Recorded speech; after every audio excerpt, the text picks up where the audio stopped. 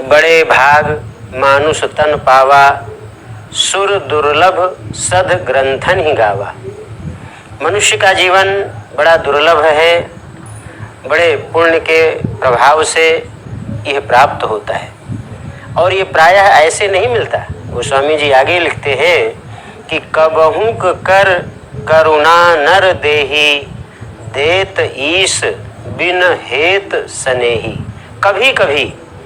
कभी कभी वे परम कृपालु भगवान यह मानव जीवन प्रदान कर देते हैं और बिना हेतु के, बिना किसी कारण के मानव जीवन इस जगती का सर्वोत्तम उपहार इसीलिए कहा जाता है।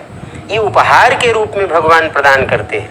यदि इस मानव जीवन को हम सार्थक न बना सके, इसे धन्य न बना सके, तो भगवान के द्वारा दिए गए इस उपहार की अवमानना होगी, भगवान के द्वारा दिए गए इस उपहार का अपमान होगा। और इसकी सार्थकता के लिए जब मनुष्य प्रयत्न करता है, तभी मानो भगवान के द्वारा दिए गए इस उपहार का सदुपयोग होता है। सार्थकता किस रूप में की जाती है? सार्थकता के लिए अगला संकेत रामचरितमानस में किया गया है कि साधन धाम मोक्ष कर द्वारा, पाई न जेहि परलोक समारा। ये साधन का धाम है, साधना करने के लिए मिला है, साधने के लिए मिला है। यानी मानव जीवन मिल गया, लेकिन यदि अनगढ़ ही रहे तो, यदि ऐसे उटपटांग जीवन सामान्य पशुओं की तरह से, पक्षियों की तरह से, कीट पतंगों की तरह से केवल ऐसे खाने पीने सोने में इसी में व्यतीत हो जाए तो फिर तो इसकी सार्थकता कहाँ हुई?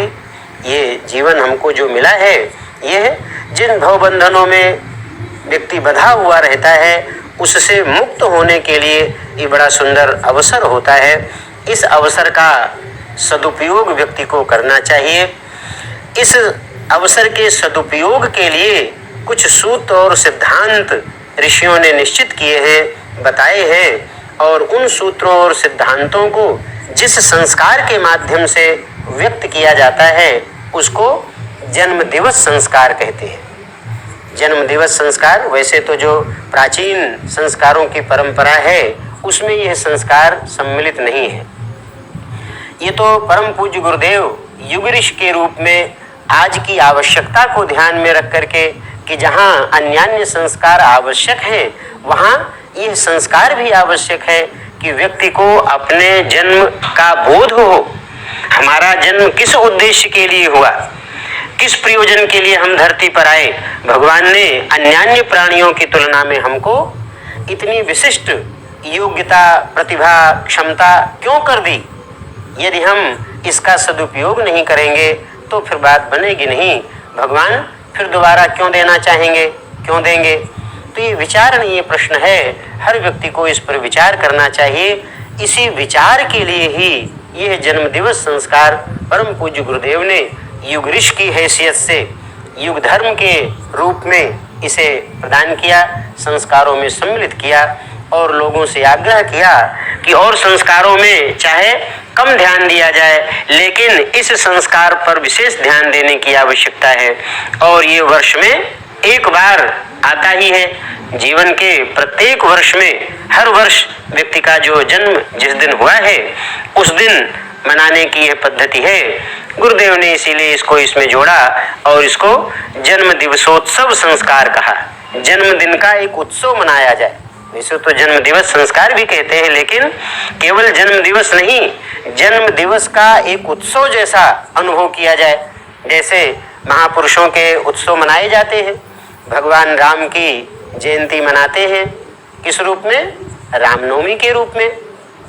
भगवान कृष्ण की जयंती मनाई जाती है कृष्ण जन्माष्टमी के रूप में। उस दिन उनका जन्म हुआ था, प्राकट्य हुआ था, उस दिन एक उत्सव मनाया जाता है। और उस उत्सव मनाने का जो प्रयोजन है वो मुख्य रूप से यही प्रयोजन है कि भगवान राम के गुणों को, भगवान राम के आदर्श को, उनकी मर्यादाओं को जो उन्होंने स्थापित किया समाज में, उनको हम अपने जीवन में उतारने के लिए प्रयत्न करें, उनकी शिक्षाओं को हम ग्रहण करें।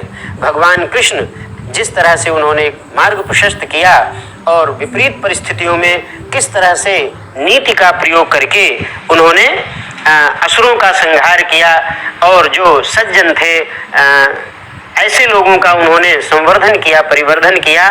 तो वो नीति, वो गुण, वो धर्म, वो शिक्षाएं हम सब अपने जीवन में धारण करें। इसके लिए हम जन्माष्टमी और रामनवमी जैसे पर्व मनाते हैं। वास्तव में ये भगवान राम और कृष्ण का ही प्राकट्य दिन है, उनका जन्मदिन है, जैसे हमारा जन्मदिन होता है। यदि हम भी अपने जन्म के उस अवसर को सार्थक बनाने का प्रयत्न करें, अपने गुणों को, अपने आदर्शों को, सिद्धांतों को उच्च लक्ष्य के साथ जोड़ने का प्रयास करें और ऊंचे लक्ष्यों के लिए हम अपना जीवन जीना प्रारंभ करें, तो निश्चित रूप से हम ऊंचे उठ सकते हैं।